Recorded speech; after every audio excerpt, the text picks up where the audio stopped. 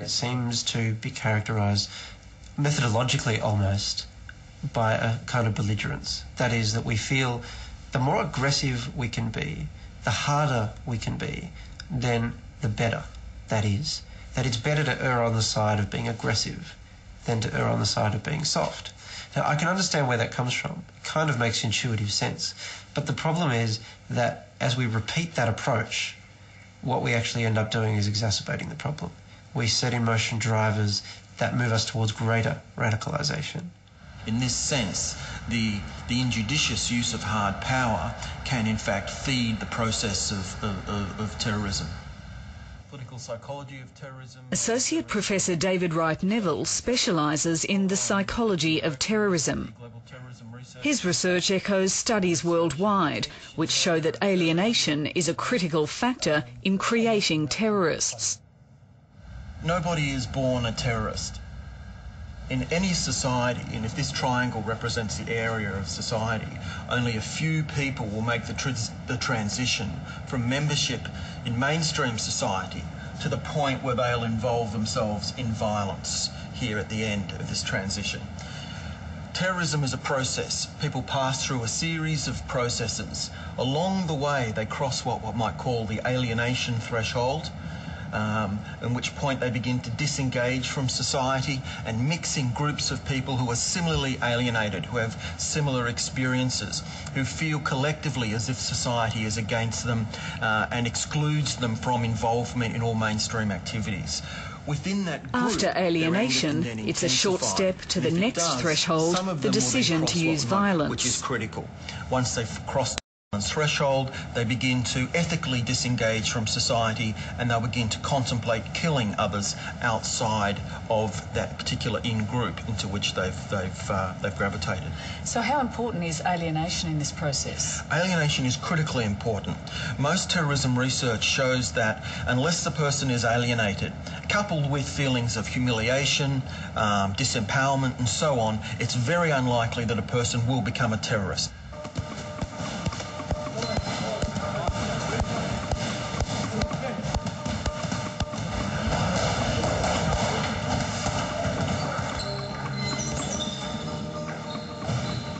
At this gym in Lidcombe in Sydney, almost everyone has a story about being targeted by the police or ASIO, being picked up for questioning or having friends or family members raided or arrested. They're infuriated by incidents like the one at Camden, where pigs' heads were dumped at the site of the proposed Islamic school. That's pathetic, man. My daughter is asking me every day, or she's asking every person, why do they hate us so much? I looked at her, what would I say to her? You know, if I was there, I would have just run into that crowd and ripped them apart. For the simple fact is that you're scarring these children, you're getting on there, you're preaching hate, throwing pigs' heads and that. What kind of disgusting thing is that to do? I mean, look. Outside, they face routine suspicion and hostility. In here, they find safety in numbers and physical strength, comfort in a strong sense of brotherhood, and solace in their religion. If there's no religion, if there's no God-fearing in their heart, they're just going to turn to drugs, they're going to turn to violence, they're going to turn to anything they can find. So you better hope that these Muslims do turn to their religion, because once they turn to their religion, they do not fornicate, they do not gamble, they do not drink, they do not hurt anyone, they do not swear. They grow a beard, they're peaceful people. That's all they do. They pray 5 times a day, they pay their charity, so they fast. That's all they do. That's a proper Muslim, that's all he does. You know what they said to me? Okay, he's an old man now, he's not going to fight. I got to get, my next flight's the pension and hanging up the glass. That's it. No further. Youth worker Fadi Rahman, who set up the gym, encourages the community to channel its aggravation into physical activity. As a result, his centre boasts a swag of young prize fighters. But Fadi Rahman too is deeply frustrated and disturbed about where some of his young charges will end up. People are asking the question, why is the antisocial behaviour, why is it on such a great level? I mean, when you have a group of young people, any group, take any group, put them on the microscope and put them under so much pressure and under so much scrutiny, eventually they're going to rebel. And you are creating a generation that has deep-rooted hatred and anger and frustration towards the very place that they're supposed to call home. And this is quite dangerous.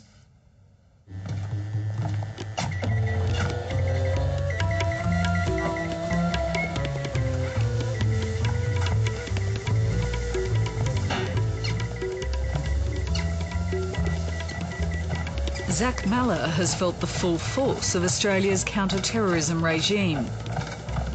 He was the first person charged under the anti-terrorism laws introduced in 2002.